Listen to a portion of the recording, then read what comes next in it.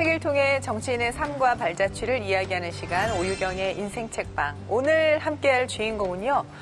초선 의원이지만 두 전직 대통령의 참모, 청와대 참모를 지내신 정치 고참이라고 할 수 있습니다. 더불어민주당의 정태호 의원 모셨습니다. 어서 오십시오. 안녕하세요. 안녕하세요. 반갑습니다.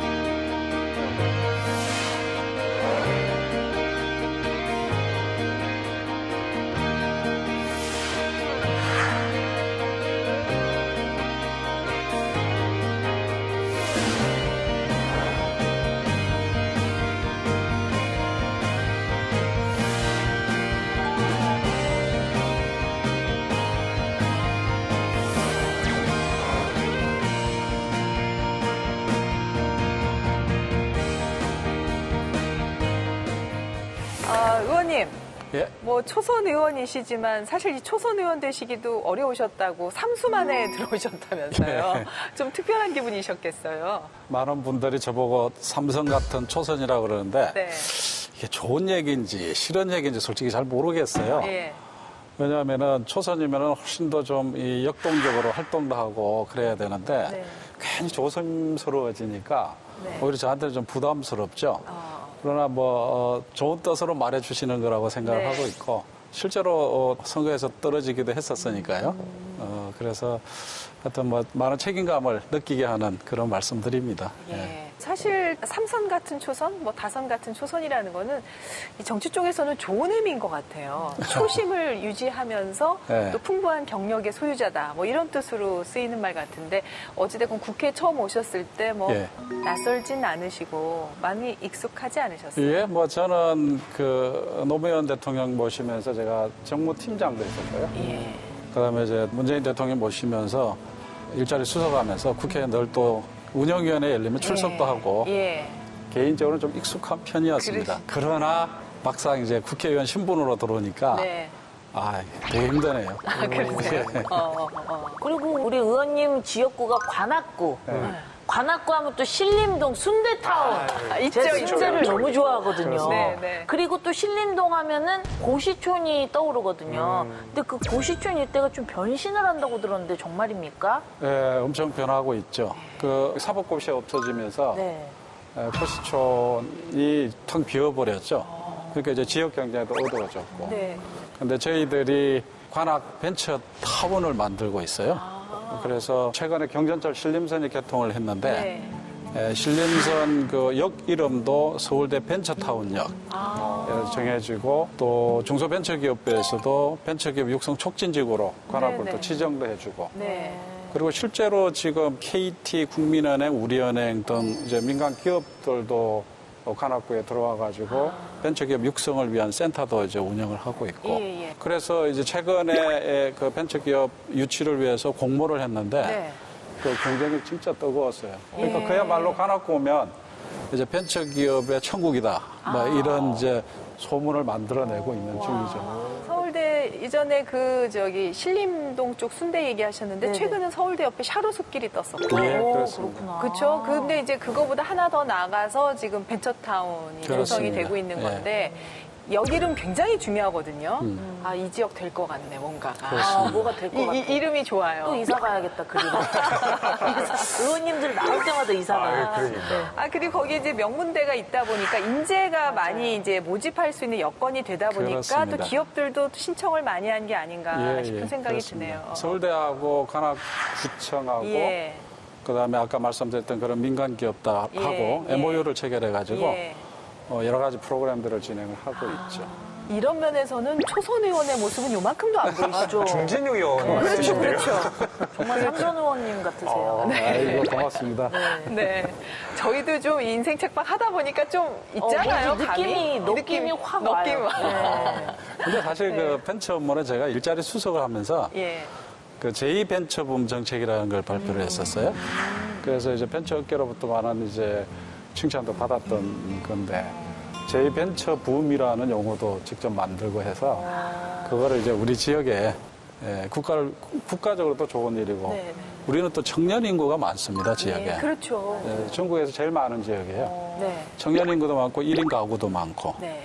그래서 우리 청년들을 위한 좋은 일자리들도 거기서 나오기 때문에 네, 네. 내 나름대로 이렇게 제 나름대로 어떤 사명감을 가지고 지금 하고 있죠. 오늘 인생 책방 뭔가 또 좋은 수업이 될 것 같은 그런 느낌이 드는데 이 의원님의 인생 책 바로 제러미 리프킨의 3차 산업혁명이라는 책입니다. 네. 이 평론가 이 책 어떤 책입니까? 제러미 리프킨은 이제 왠지 그냥 괜히 친숙하고 예. 그런데 네. 옆집 오빠 같아요, 그냥. 맞아요. 네, 네. 의원님들이 참 좋아하시는 그렇습니다. 분이구나라는 네. 생각이 드는데요. 네. 뭐 미래학자이고 또 세계적인 사상가로 뭐 널리 알려진 분이죠. 근데 이 분이 2011년에 3차 산업혁명이라는 책을 냅니다. 2차 산업혁명 같은 경우는 전기에너지와 이 석유가 합쳐지면서 네. 우리의 새로운 뭐 문물을 탄생시켰다면 3차 산업혁명이라고 하는 건 인터넷 커뮤니케이션 그리고 재생에너지가 결합하면서 새로운 물결을 네. 일으키고 있다는 네. 겁니다. 그러니까 과거에는 대량 생산을 해서 무조건 사람들에게 많은 걸 그냥 판매하면서 이득을 거두는 것에 집중을 했다면 이제는 그런 시대는 끝났다. 그런 수직적인 어떤 관계를 넘어서서 수평적인 관계로 이행하고 있다. 거기에 네. 우리가 어떻게 대비할 것인가를 논하고 있는 책입니다. 지금 말씀하신 부분이 제레미 리프킨의 어떻게 보면 이 전체 책을 흐르는 가장 핵심적인 내용이 아닌가 싶은데요. 아주 뭐 요약 정리를 해주셨네요. 예. 의원님, 근데 우리가 보통 요즘 4차 산업혁명 시대라는 얘기를 하도 많이 들어서 맞아요. 그런지 네. 제목이 3차 산업혁명 이렇게 하니까 뭐 과거 얘기하는 것 같고 뭐 옛날 얘기하는 책인가 이런 생각이 들 정도인데 여기서 얘기하는 3차 산업혁명 왜 지금이 3차 산업혁명이 오는 시기인지 좀 설명을 해 주실 수 있을까요? 그야말로 이제 문명의 대전환 예. 이렇게 이제 보시면 되겠죠. 제가 이 책을 보면서 마지막에 남는 기억이 뭐냐면은 내 집과 네. 빌딩이 발전소가 된다라는 게 있어요. 맞습니다. 저도 그랬어요. 네. 그게 그냥 계속 남아있는 예, 거예요. 예, 그래서 예. 사실 제가 이걸 선택을 했는데 예. 한 번도 우리가 생각해보지 못했던 거였잖아요. 예.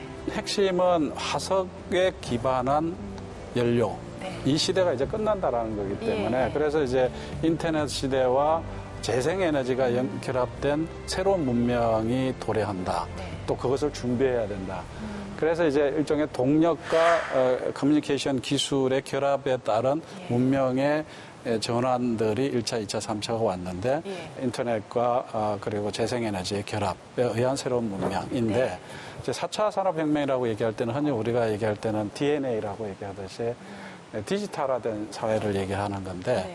제레미 리프킨 관점에서 보면은 동력과 커뮤니케이션에 의한 새로운 문명이라는 관점에서 보면 특별한 변화는 아닌 걸로 이제 설명이 되는 거죠. 전체적으로 바뀌려면 지금 말씀하신 그런 인터넷 혁명에 새로운 에너지인 재생에너지가 결합이 됐을 때 정말 문명 전환이 일어난다라는 그렇죠. 게 그래서 3차 산업혁명이다. 4차 그렇죠. 산업혁명이 네. 아니라 이제 그 얘기였죠. 근데 이제 그 문명이라는 거는 두 가지 의미가 있는 것 같아요. 화석 연료가 이제 고갈되는 시점에 온 거죠. 네. 그런 관점에서 보면은 새로운 에너지원이 필요하게 된 거고 또 한편으로는 화석 연료로 인한 이 기후 위기가 온 거죠. 네. 그러니까 이거는 기후 위기라는 거는 인류의 생존과 관계된 문명. 그러니까 문명의 멸망과 네. 연결되는 사안이기 때문에 결국 새로운 미래를 위한 뭔가 이렇게 패러다임이 새롭게 만들어져야 된다. 그걸 이제 주장하는 거고 실제로 제레미 리프킨은 유럽의 주요 정상들 그다음에 지도자들을 만나면서 이 상상을 현실화시키기 위한 노력을 했던 거고 네. 지금 이 시점에서 보면은 유럽의 EU의 정책으로 고스란히 현실화되고 있거든요. 예, 네, 그런 관점에서 보면 상당한 통찰력을 가지고 있는 책인 거죠. 네. 그래서 저는 이제 저한테 큰 영감을 많이 줬던 책이라서. 네. 이 책을 읽는 것이 이제 우리의 다가올 미래를 또 예측하는데도 굉장히 많이 도움이 될 것 같습니다. 제러미 리프킨의 3차 산업혁명 하나하나 들여다보도록 하겠습니다. 디지털 산업혁명의 미래 첫 번째 차트 뜯어봅니다. 화석연료 문명의 붕괴. 우리가 지금 이 화석연료의 시대에 기반해서 살고 있는데 이 문명이 이제 붕괴될 시점에 이르렀다는 이야기가 나오고 있죠. 네. 과거에 화석연료라고 하면 뭐 석탄이나 석유 같은 네. 우리의 아주 근본적인 에너지원이 네. 고갈되면 큰일이다. 그러니까 우리가 거기에 대비해야 한다라는 네. 인식이 강했잖아요. 네. 그런데 뭐 사우디아라비아의 장관도 이야기했듯이 이 석유 문명이라고 하는 이 화석연료의 시대가 끝나는 게 네. 석유가 고갈돼서가 아니라 네. 다른 이유로 우리는 전환을 맞이할 수밖에 없다. 그 통찰에 제러미 리프킨도 마찬가지로 궤를 같이 하고 있는 건데요. 네. 이제 앞으로 살아나가기 위해서라도 화석연료를 재생에너지 쪽으로 전환시키고 그리고 많이 생산하고 많이 소비하는 이 문화 자체를 다른 방식으로 전환시켜야 한다라는 주장을 펼치고 있는 건데요.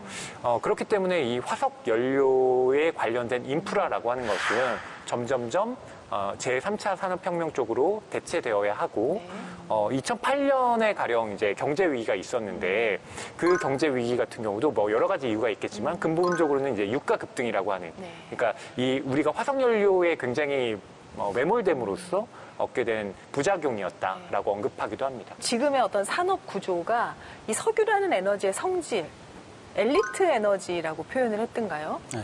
그러니까 이 석유라는 거는 아무데나 있는 게 아니어서 특별한 지역, 뭐 지금 같으면 중동, 뭐 알래스카, 뭐 러시아, 지금 러시아와 우크라이나 전쟁 때문에 또 석유 가격이 올라간다. 이게 특별한 곳에만 있고 이거를 시추하기 위해서는 엄청난 비용이 들고 그러니까 아무나 가질 수 있는 에너지가 아니고 중앙집권적으로 분배가 되다 보니까 앞으로의 재생에너지 시대는 분산형의 그런 경제 그렇죠. 권력 구조를 갖게 될 거다. 이런 이야기가 이래서 혁명이라는 얘기가 나오는구나라는 생각을 하게 됐어요. 저기서 제일 그 중요한 용어가 뭐냐면은 예. 1인당 화석연료 채굴량을 계산을 했더라고요. 예. 그러니까 그게 이미 1970년대, 2000년대 초반에 1인당 채굴량이 줄어들기 시작한다는 거죠. 예. 그러니까 당연히 가격은 올라갈 수밖에 없는 거죠. 결국은 식량 위기라든가 또 다른 뭐 금융 위기까지 설명해내는 그런 아주 분석력이 그래서 정말 대단한 대단한 학자구나. 거죠. 예, 그런 건데 그래서 결국은 이거를 뭘로 대체할 거냐.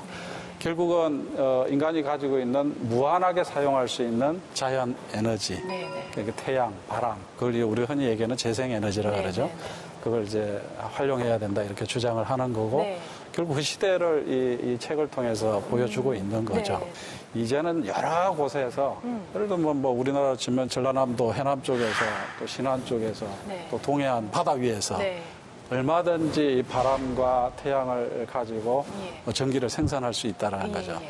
그러나 이것이 뭐 대규모 공장의 형태, 물론 그것도 있습니다.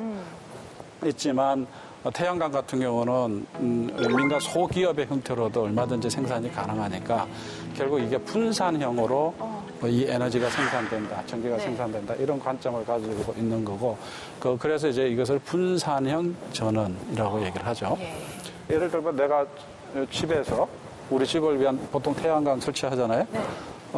이걸 쓰고 남은 것 이런 것들은 이제 다른 사람들한테 팔 수도 있어야 되고 아니면 줄 수도 있어야 되고 거래할 수 있는 시스템이 만들어져야 되는데 그래서 결국 잉여의 에너지를 어떻게 하면 거래할 수 있을까 이런 것들 고민하게 되니까 그것을 기존의 인터넷 기반한 거래 시스템을 만들어내는 거고 이렇게 이제 결국은 미래의 에너지 생태계가 만들어질 것이다라고 예측을 하고 또 그렇게 가야 된다고 주장을 하고 있는 거죠. 그렇게 가면서 우리 삶의 이제 형태도 달라질 거라는 게 이제 예상이 되는데요. 그렇죠.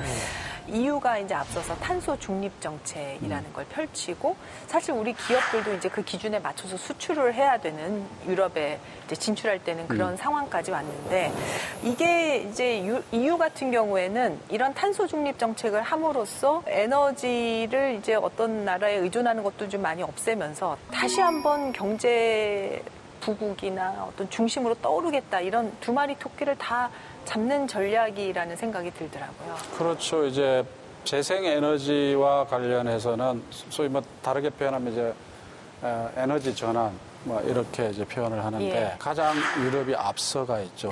네. 이미 이 제레미 루피컨이 이 유럽의 지도자들하고 1900년대 말부터 2000년대 초반 이 방향의 정책을 하도록 계속 권유를 하죠. 네.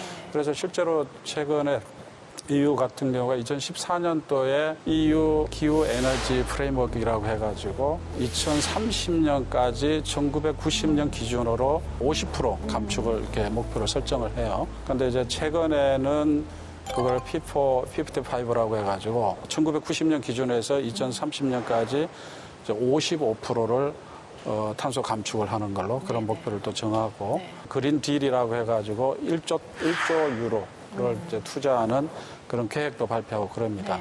가장 앞서가고 있죠. 근데 이게 다 이제 결국은 이제 유럽 입장에서 보면 새로운 산업이 되는 거죠. 그렇죠.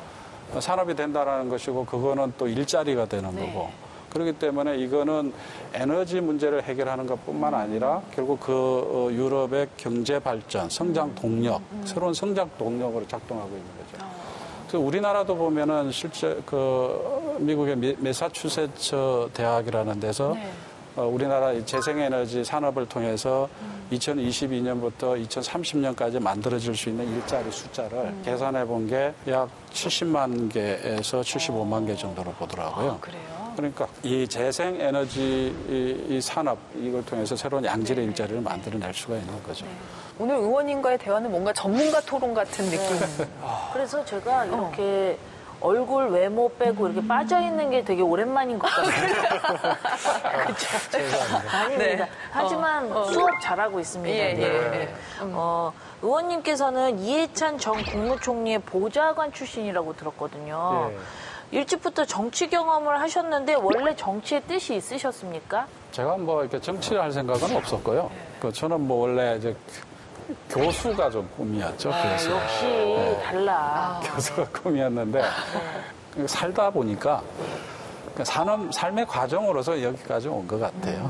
그래서 꼭 뭔가 정치를 해야 되겠다라기보다는 어떤 그 대학교 때 민주운동 그 결과로 여기까지 온 것 같은데 나름대로 뭐 우리의 가치를 실현하기 위해서 뭐 열심히 살아왔다고 생각을 하고 있습니다. 김대중 전 대통령과의 인연도 또 있으시다고 들었는데. 대통령 그 정권 교체하고 나서 대통령직 인수위원회가 만들어졌는데 대통령직 인수위원회의 정책기획분과라는 게 있었어요.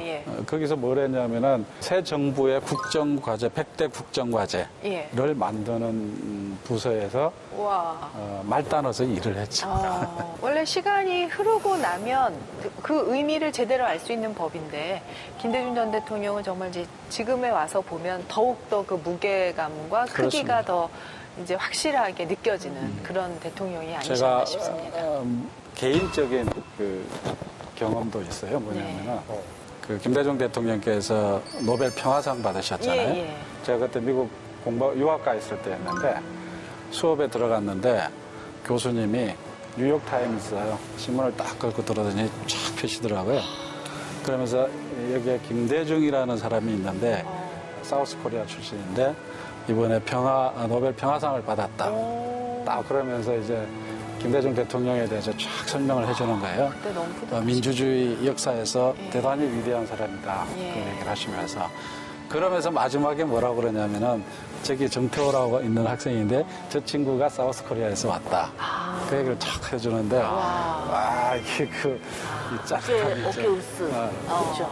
어찌됐건 그 인수위에서 일을 하셨으면 그 뒤에 조금 좋은 역할을 하실 수 있는 기회가 열릴 텐데 유학기를 가신 이유는 뭐였어요? 그냥 공부를 하고 싶더라고요. 그러니까 이제 대학교 다닐 때는 매일 고민하는 게 그냥 데모할 생각만 하니까 실제로 이제 그 수업 들어가고 이런 게 별 의미 없게 이제 받아들였던 시기였죠. 그런데 이제 나중에 졸업을 하고 뭐 그 사이에 많은 곡절이 있었습니다만은 이제 정치판에 들어왔고 정부의 구체적인 이제 설계도까지 만드는 과정에 참여를 해보니까 공부에 대한 욕심이 생기더라고요. 그래서 이제 전세 뽑아가지고 이제 바로 그냥 갔죠. 그래서 집사람이 되게 반대했죠. 지금은 어떻게 꽉 잡혀 사십니까, 그러면? 네, 확실하게 잡혀 살죠. 되게 고맙죠. 유학 갔다 와가지고 당에 들어왔죠, 다시. 근데 이제 그때 노무현 대통령께서 후보 시절이었죠. 후보 시절이었는데 150대 핵심 공약이라는 게 있어요. 그때는 150. 책으로 나왔는데 150개나 공약을 그 만드셨다고요? 전에 이제 김대중 정부 때 100개 하셨으니까 이번엔 150개를 하셔야 돼요. 중점적 업그레이드를 하는 거구나. 공약집은 150개가 더 되죠. 몇백 근데 개 되니까. 150대. 근데 이제 가장 대표적인 공약 150개를 뽑은 그 공약집이 있습니다. 근데 그걸 제가 영광스럽게도 그 당시 노무현 대통령 후보한테 네. 직접 보고를 했죠. 그래서 그 인연으로 해가지고 나중에 이제 청와대까지 들어갑니다. 그러시구나. 자, 디지털 산업혁명의 미래 두 번째 차트 뜯어보겠습니다. 인터넷 기술과 재생 에너지의 결합. 이게 바로 3차 산업혁명인 거죠. 그렇습니다. 네. 브리테니커 백과사전이라고 하는 이 백과사전 보신다 하는 분들은 잘 아시는 네네. 그 명성자자한 백과사전이 이제 위키피디아라고 하는 그 사람들이 모여서 만드는 백과사전에 세계 최대 규모의 백과사전에 자리를 내주게 되었잖아요. 그렇죠. 이것 자체가 어떻게 보면 인터넷이라고 하는 새로운 이 커뮤니케이션이 공유 경제. 그렇죠. 어떤 공유를 하면서 새로운 변화를 만들어낸 네. 대표적인 사례라고 볼 수가 있고요. 네. 또 이것은 인터넷이라고 하는 수평적 관계의 이동이기도 합니다. 왜냐하면 인터넷은 네. 뭐 세계 각국의 사람들과 연결되고 또 뭐 높고 낮음이라는 게 존재하지 않잖아요. 네. 그렇기 때문에 쌍방향성, 네, 네. 수평성 이게 강조가 되는 것이고 또 재생에너지도 3차 산업혁명에서 굉장히 중요한 에너지원으로 꼽는데 재생에너지도 마찬가지입니다. 햇빛, 바람 이게 특정한 나라에만 있는 게 아니잖아요. 그래서 엘리트 에너지의 반대 개념이죠. 물론 그렇죠. 지형에 따른 요소는 있겠죠. 그래서 인터넷과 재생에너지가 같이 결합되는 이 현상 자체가 굉장히 중요하다. 수평적이고 분산적인. 네. 근데 모든 그 에너지뿐만 아니라 이제 모든 산업 구조가 그렇게 될 것이다라고 보는 게 이제 3차 산업혁명의 우리의 달라진 미래가. 그렇지 않으면 도태되겠다라는 그렇죠. 거니까요.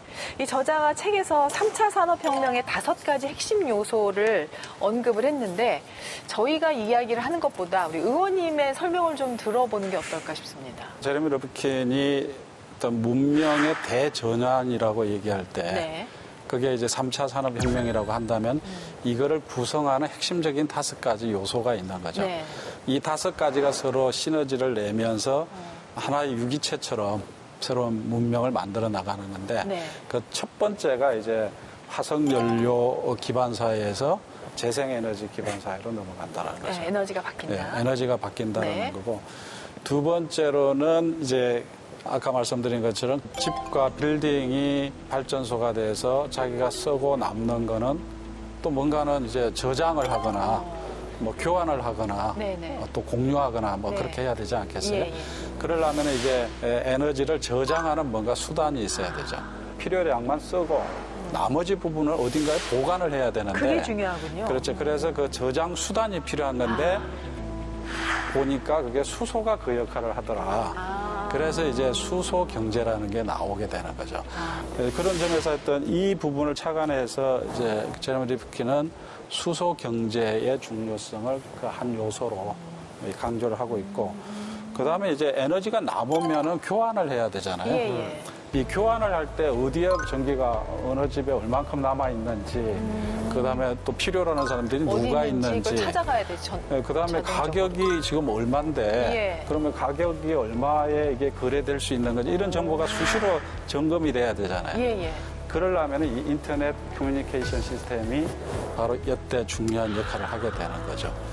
그래서 이제 인터넷 커뮤니케이션 기술을 이용해서 잉여 에너지를 서로 교환할 수 있는 시스템을 만들어내야 되는 게 있고, 그 다음에 이제 최종 정점으로 이제 얘기하고 있는 게 모든 교통수단이 다 전기에 의해서 이루어집니다. 네. 그 전기라는 것은 재생에너지에 의해서 만들어진 네. 전기를 얘기하는 거고. 네. 그래서 이 5가지가 완성이 됐을 때 이제 새로운 문명이 도래한다.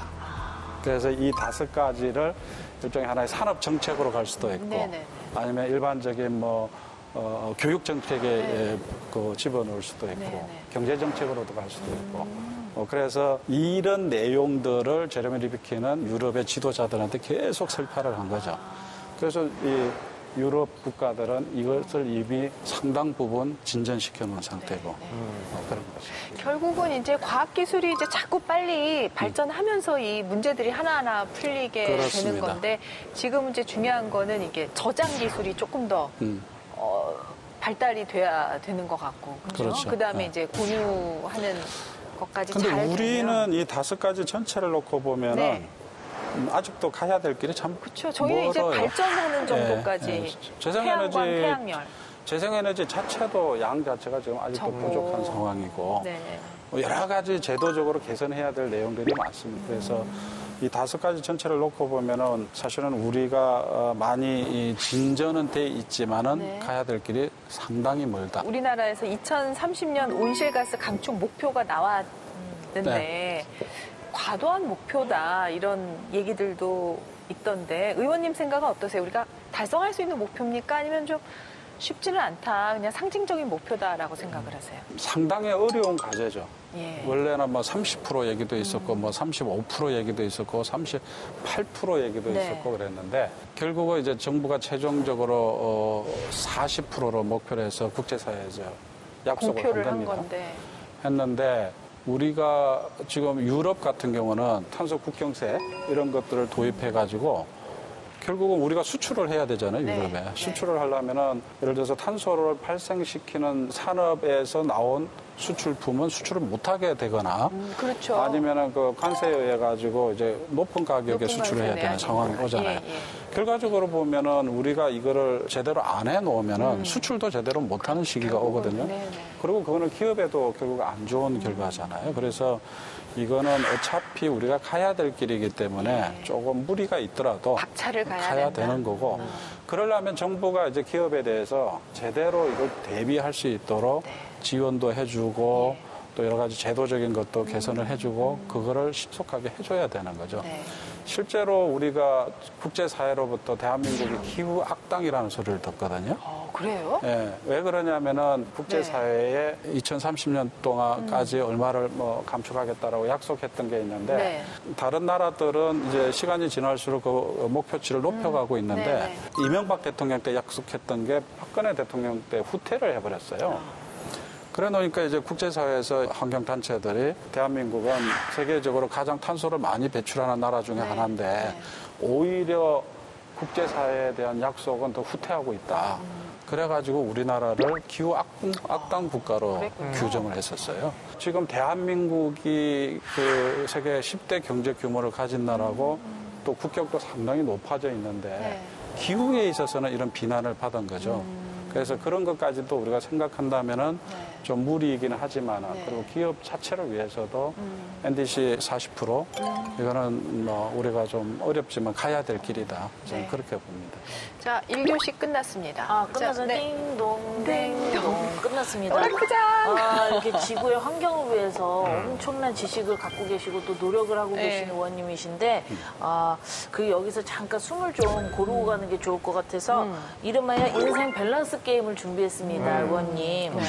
지금부터 5초 안에 선택을 해주시면 됩니다. 아시겠죠? 네, 양자택 그리고, 일입니다, 의원님. 선택한 이유를 아주 짧게만 답변해 주시면 좋겠습니다. 네, 문제 드리겠습니다. 둘 중 하나만 선택해야 된다면 정권 말기 청와대 참모진대 존재감 제로 국회의원. 하나, 둘, 셋.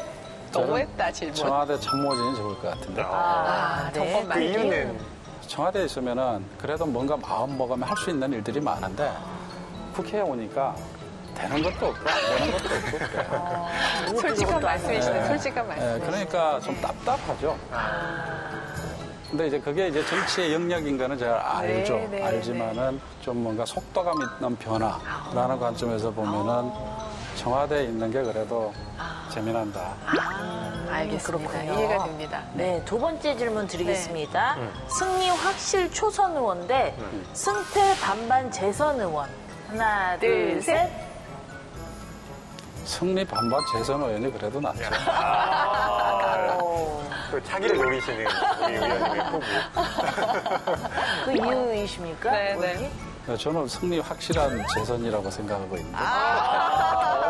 자, 응원해드리겠습니다. 화이팅, 화이팅! 화이팅, 화이팅. 네, 자, 다음 좋습니다. 문제. 청와대에 계실 때나 네. 지금도 마찬가지지만 협업이 중요하시잖아요. 네. 이 중에서 팀을 고른다면 나 빼고 브레인 팀 대 내가 유일한 희망인 팀. 하나, 둘, 셋. 내가 유일한 희망인 팀이죠. 왜요? 그 어디 휴가 갔다 왔는데 네.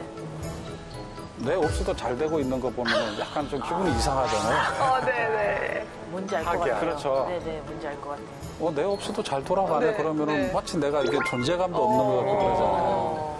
근데 제가 그런 느낌이 드는 걸 가끔 경험을 해봐가지고 그래도 내가 희망이 조직이 낫다. 의원님은 유일한 희망이십니다. 예. 네. 다음 문제입니다. 내 마음속에 저장하고 싶은 한 분은 고 김대중 전 대통령 대 문재인 전 대통령. 잠깐 뭐야? 거의 진짜 이런 어려운 질문을 왜 이렇게 자꾸 해? 진짜. 저는 그 김대중 대통령을 진짜 높게 평가합니다. 저는 이거는 뭐 제가 평상시도 얘기하는 건데 100년 만에 한 번 나올 수 있는 지도자라고 봐요. 지금까지 의원님의 솔직한 답변 정말 정말 감사드립니다. 솔직하게 감사합니다. 근데 네. 사실 문재인 대통령 제가 또 직접 모셔가지고 말씀 안 하셔도 알죠? 우리 다 알아요. 네, 그럼요. 네. 자, 디지털 산업혁명의 미래로 또 가보겠습니다. 세 번째 차트 뜯어봅니다. 협업의 시대. 이 제3차 산업혁명의 에너지의 속성이 이제 우리 사회의 어떤 속성을 결정하는데 이제 이런 시대가 온다는 거 아니겠습니까? 예. 그러니까 1, 2차 산업혁명 시대에는 이른바 규모의 경제라고 네. 하는 것이 주름 잡았죠. 예. 그러니까 크기를 굉장히 키워서 단가를 낮추는 방식으로 네. 물건을 생산해 왔는데 이제 재생에너지와 인터넷이라고 하는 건 더 이상 그런 규모의 경제를 필요로 하지 않는다는 겁니다. 네. 대신에 그렇게 분산되어 있는 것들을 또 같이 운용되게 하려면 힘을 모아야 하잖아요. 네. 그래서 협업의 시대라고 하는 것을 제레미 리프킨 교수가 이제 강조하는 것인데 네. 뭐 이런 협업 경제 중에 이제 대표적인 것이 가령 자동차 공유 서비스 같은 것들. 이게 그냥 기업만 한다고 되는 게 아니라 정부도 네. 적극적으로 관련 정책들을 만들어내면서 도와주어야만 이 협업의 시대는 가능하다라고 할 수 있겠습니다. 예. 의원님 어떠세요? 이제 에너지가 이제 분산형 에너지, 수평적 에너지로 바뀌면서 경제도 이제 그 모양을 따라간다는 얘기인데 정치권도 뭔가 변화가 필요할 텐데 어떤 방향으로 변화해야 된다고 생각하세요? 이거는 뭐 제레미 리프킨이 한 얘기를 가지고 제가 좀 설명을 드리면은 예. 그러니까 인터넷 세대, 이 세대는 이제 수평적 이 관계를 더 중시하는 예. 그런 거고 또 폐쇄적인 것보다는 개방적인 걸 더 네. 좋아하고 투명한 거 이런 거에 대한 그 요구가 크고 그렇죠, 그렇죠. 네. 그런 세대라 이렇게 그 규정을 해요. 네. 그래서 이제 이 세대가 중심이 되는 정치 질서가 새롭게 변할 거다. 네. 이렇게 보는 거죠. 기존의 이념에 의해서 구분됐던 그런 세대가 아니고 네. 서로의 어떤 그 정치적 관심사에 대해서 서로의 경험을 공유하고 이런 걸 통해서 어떤 새로운 아젠다가 새로 만들어지고 이런 질서가 이제 만들어진다라는 거예요. 우리 정치권이 어떻게 수용할 것이냐 이게 네. 저희들한테 큰 과제인 것 같습니다. 예. 우리는 되게 여야가 정치가 되게 적대적이잖아요. 그로 인한 코스트가 너무 크죠. 이것이 지금의 인터넷 세대하고는 잘 안 맞는 부분도 있는 거거든요. 그래서 소위 말해서 저희들이 얘기하는 정치 교체, 뭔가 다양한 의견들이 정치 구조 속에 들어올 수 있는 시스템을 어떻게 짤 것이냐. 네. 그래서 이제 뭐 다당제 얘기도 나오고 정치 연합 얘기도 나오고 그런 거죠. 네. 그래서 이 구조를 정치 교체라는 그런 또 뭐 정치 개혁이라고 좋고요. 네. 이 과제가 아마 21대 국회 남은 기간 동안에 상당히 깊이 논의될 거로 그렇게 보고 있습니다. 네, 네, 네. 의원님, 교육도 좀 달라져야 되지 않겠습니까? 교육은 어떻게 달라져야 될까요?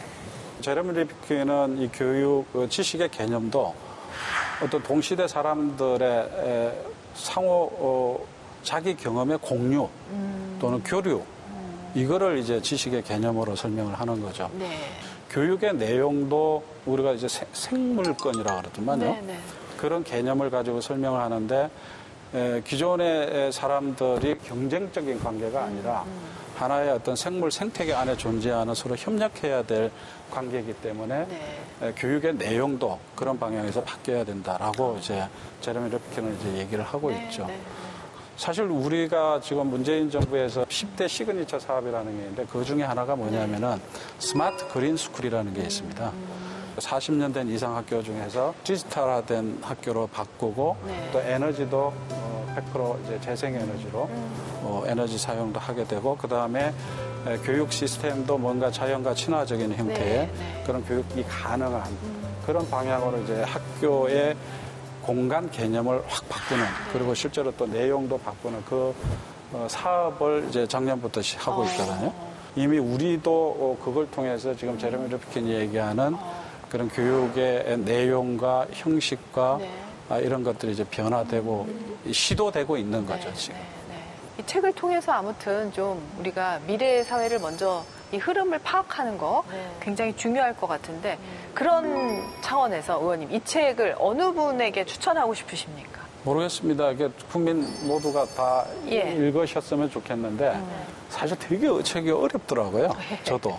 예. 참 어려운 책입니다만은 우리한테 뭔가 미래에 대한 통찰력을 주는 책이기 때문에 제 생각에는 오히려 정치하는 분들은 좀 꼭 읽었었으면 좋겠다. 그리고 실제 현재 이 얘기대로 지금 가고 있기 때문에 우리가 이 책을 읽으면은 국회에서 정치인들이 미래 사회, 결국 정치인은 미래에 대한 그 디자인을 할 수 있는 능력이 있는 사람들이니까 이걸 가지고 있었을 때와 없을 때 그 차이는 참 클 거라고 봐요.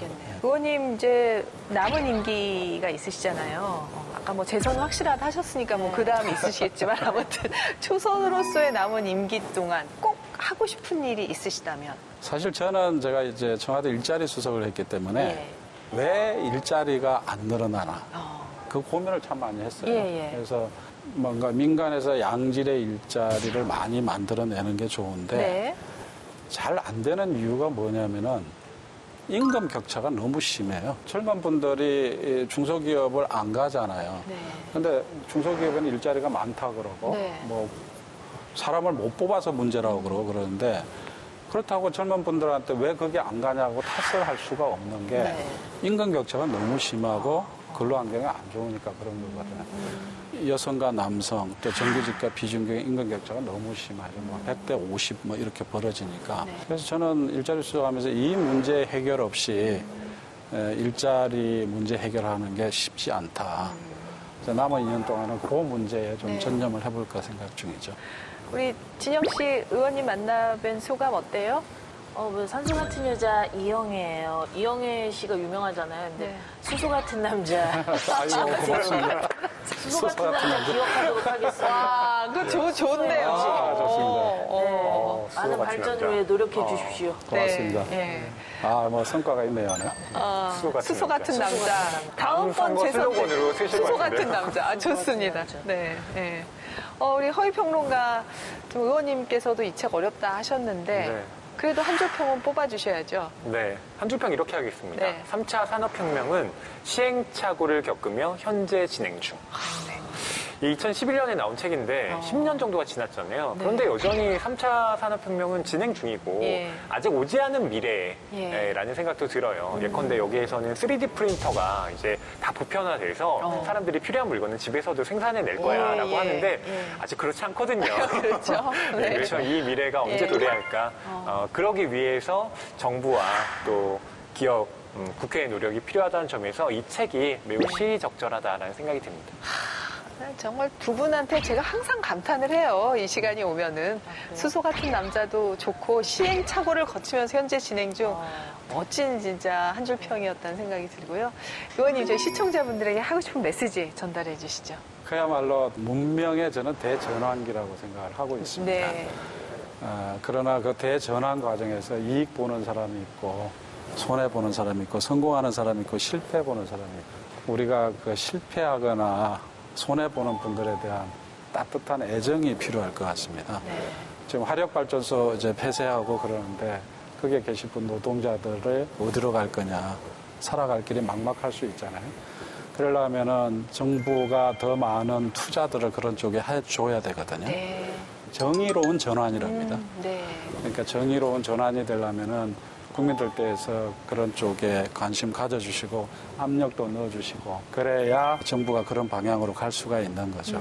그 역할들을 당연히 국회의원으로서는 해야 되겠지만 그런 방향에 많이 힘을 주시면 고맙겠습니다. 네, 알겠습니다. 알겠습니다. 네, 오늘 제레미 리프킨의 3차 산업혁명 책을 했는데요. 사실 우리나라가 2차 산업혁명에는 많이 뒤졌어요. 민족적 순환도 많이 겪었습니다. 3차 산업혁명에서는 앞서 나가는, 그래서 새로운 세기가 더 밝고 희망찬 그런 시대가 우리나라에 왔으면 좋겠어요. 그렇습니다. 문화광국 꿈도 못 꿨는데 지금 이루어진 것처럼 그럼요. 그런 때가 오지 않을까 싶습니다. 스소 같은 남자 정태우 의원님과 함께한 시간이었습니다. 감사합니다. 감사합니다. 고맙습니다.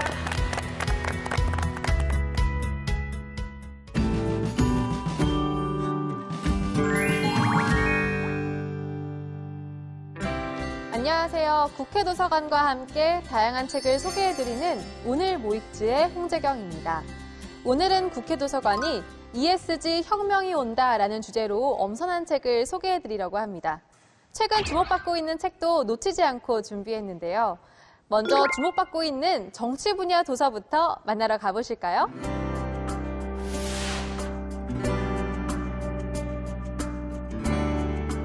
첫 번째로 소개해드릴 책은 사와다 도모히로의 책 마이너리티 디자인입니다. 구부러지는 빨대, 한 손으로 켤 수 있는 라이터, 타이프라이터의 발명 유래를 아시나요? 구부러지는 빨대는 누워서 생활하는 사람이 손을 쓰지 않고 스스로 음료를 마실 수 있도록, 한 손으로 켤 수 있는 라이터는 두 손을 못 쓰는 사람을 위해, 타이프라이터는 시력을 잃어가는 연인과 편지를 주고받기 위해 만들어졌다고 합니다. 일본 최대 광고 회사의 잘 나가는 카피라이터였던 저자 사와다 도모히로 역시 생후 3개월 된 아들의 시각 장애를 알게 된 후 자신의 능력을 더 좋은 사회를 만들기 위한 사회복지 영역에 사용하기 시작합니다. 시각 장애인의 다리와 신체 장애인의 눈을 공유하는 로봇 린린, 장애인과 국가대표가 함께 경기하는 유루스포츠 등 스포츠, 패션, 음악, 로봇공학 등 분야를 넘나들며 한 사람의 약점을 출발점 삼아 기존의 통념을 뒤흔드는 프로젝트들을 진행하고 마이너리티 디자인이라는 이름을 붙였습니다. 모든 약점은 이 사회의 가능성이다 라고 말하는 사와다 도모히로의 책 마이너리티 디자인을 추천합니다.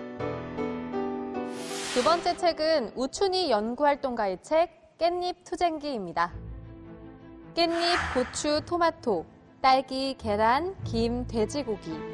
우리 밥상에 오르는 먹을거리들이 이주 노동자들의 손을 거쳐 왔다는 사실을 알고 계셨나요? 고령화와 청년층 이탈로 텅 비어버린 농어촌엔 노동자 10명 중 4명이 이주 노동자이고 채소나 과일을 재배하는 농가에서는 그 비중이 훨씬 크다고 합니다. 연구자이자 연구활동가인 저자는 캄보디아 이주 노동자들과 1,500일 동안 깻잎밭에서 일하며 노동자들이 처한 열악한 노동 조건과 생활 환경, 그리고 이주 노동자들이 들어온 이후의 농촌 사회 풍경을 기록했습니다. 화장실 가기를 포기하고 하루 10시간, 15,000장의 깻잎을 따는 이주 노동자들은 스스로를 노예라고 부른다고 하는데요. 4년 넘게 이주 노동자들을 만나면서 그들의 눈물로 우리의 밥상이 차려지고 있다는 현실을 알게 되었다라고 말하는 우춘희 연구활동가의 책 깻잎 투쟁기를 읽어보시는 건 어떨까요? 다음은 국회 도서관이 선정한 테마 도서를 만나보는 시간이죠. 책으로 말을 걸다 이번 주제는 ESG 혁명이 온다입니다. 낯설기도 익숙하기도 한 단어 ESG. ESG란 무엇이고 ESG가 몰고 오는 혁명은 무엇인지 함께 보실까요?